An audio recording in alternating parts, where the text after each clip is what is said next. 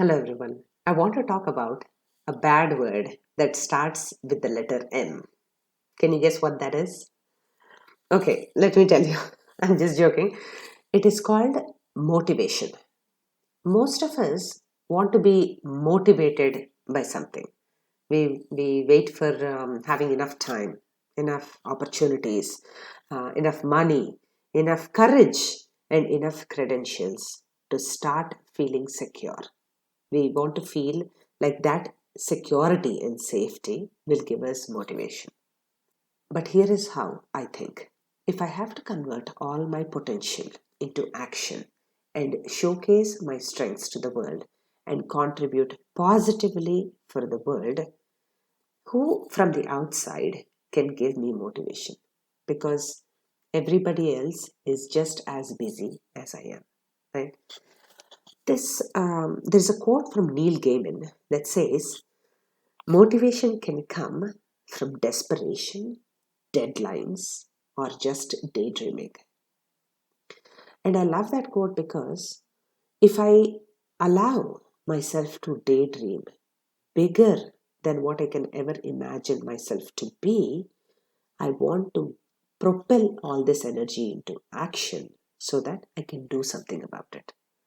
That vision of myself, bigger than any of my current obstacles and problems, can motivate me to contribute for the greater cause.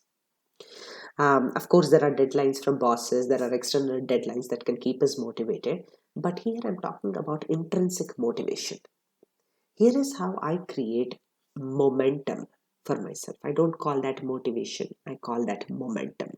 Because what I do is, I was talking in the time management episode about the Pomodoro technique. I do 20 minutes of uninterrupted work and I do 10 minutes of fun time. I can do whatever I want. So I incentivize myself. Then I also break down a very big project into small chunks, and little by little, I keep checking at the end of the day if I have moved the needle a little bit. Have I gotten out of my comfort zone a little bit? What did I do to create that little bit of that gap that I have there between where I want to be and now? Did I move that needle just a little bit? Sometimes I just go for a walk, because the best way to give your brain a break to problem solve for itself is going for a walk. Even when two people are fighting, you immediately say, "Hey, just take a break and go for a walk," or something like that, right? So that sets the brain into a default mode network that it can think more sharply. Next, I think about my relative position than the absolute position. So the absolute position, I should have been here, but relatively, from yesterday, have I done anything to gather momentum, right? So that is one way I assess where I am. I also use negative emotions like denial, rejection, frustration, and spin them towards my advantage. What I do is, "Hey, I have been rejected. This proposal has been rejected, or this project has been rejected. There's a parent who hasn't signed up for my course after multiple, back and forth, back and forth. It's okay. What can I do with all this free time? Can I leverage it to move the needle once again a little bit more?" So that in turn gives me confidence, and it builds my self efficacy that, yes, in spite of anything, I will still prevail. I also check if I'm spending a lot of my time in rote minutia.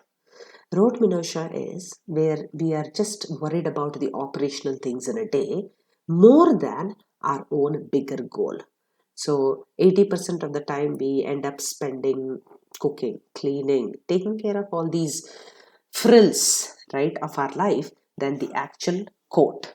So instead of worrying about the coattails, let's worry about the bigger picture, the actual coat that we are wearing, okay, and not get carried away on the frills of it, okay. So that's one more thing I do. So these are all the different strategies that you can do. So not motivation, but momentum. So that's how I want you to think about it. Okay, good luck, and I'll see you again. Bye.